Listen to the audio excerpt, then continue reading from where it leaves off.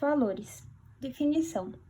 Valores refletem o senso de uma pessoa de como as coisas deveriam ser, ou seja, do que é certo e do que é errado. Valores influenciam atitudes e comportamentos. O sistema de valores de uma pessoa se desenvolve a partir das experiências vividas, educação e cultura, entre outros fatores. Suas análises de problemas e soluções de design podem ser influenciados pelo seu próprio sistema de valores. Origens. O estudo da problemática dos valores é muitas vezes denominado de axiologia, que é um termo derivado do grego axia e que significa valor. Desde a antiguidade, o termo foi utilizado para designar a utilidade, o preço de bens materiais ou o mérito de pessoas. O uso filosófico só começa quando seu significado é generalizado para qualquer objeto de preferência ou de escolha. Isso aconteceu pela primeira vez com os estoicos, os quais introduziram o termo no domínio da ética e chamaram de valor os objetos de escolhas morais. Os estoicos entendem o bem como algo subjetivo, como um objetivo de escolha particular. No mundo moderno, a noção subjetiva de valor é retomada por Thomas Hobbes, que dizia que o valor não é absoluto, mas depende da necessidade de um juízo. Para Kant, o valor é o dever ser de uma norma, que pode não ter realização prática, mas que atribui verdade, bondade e beleza às coisas julgáveis. Mas foi em Nietzsche que o valor tornou-se um dos conceitos centrais da filosofia, em torno do qual girou, na quase sua totalidade, a discussão moral. É também desde essa época que se estabeleceu a distinção entre um conceito metafísico ou absoluto e um conceito empirista ou subjetivista de valor. Para Wilhelm Deutsch, é a própria história que institui e determina os valores, os ideais e como se estabelecem os significados de ações e acontecimentos. Segundo ele, não existem valores absolutos, mas só existem aqueles que os homens reconhecem em determinadas circunstâncias. O conceito de valor é cheio de ambiguidades e varia de autor para autor e de época para época. Aplicações ao design.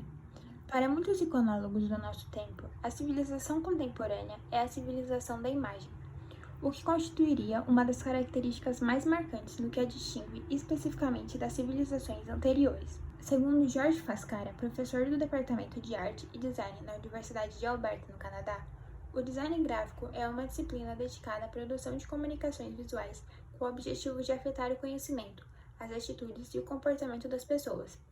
E isso é possível por meio dos posicionamentos e valores conscientes empregados nas produções. Não se pode escolher um fim sem pensar nos meios. Aqui, os meios podem ser pensados como forma de comunicação, ou mais especificamente, o design. O design existe de forma política, e ao concebermos a ideia de um projeto, precisamos pensar no fim, no objetivo dele. Esse objetivo está sempre atrelado a algo que pode ser comunicado, que poderá conversar com aqueles que recebem a mensagem, algo que pode estabelecer uma ideia, ou que pode afirmar uma imagem. Exemplo.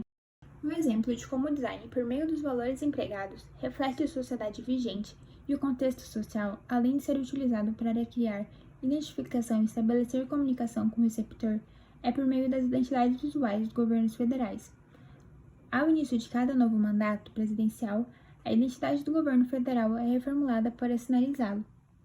Nas diferentes cores representando a diversidade na identidade visual do governo Lula e nos tons de azul, querendo representar solidez na do governo Temer, todas elas utilizam valores representados por imaginários e pela visualidade para afirmar uma identidade e estabelecer uma comunicação específica com a população. Além de todas as análises que é possível fazer acerca de cada um, todas elas ressaltam a mesma coisa: os valores do governo em questão. As identidades visuais indicam mudanças de ideologia e foco entre os governos, por meio de traços identitários.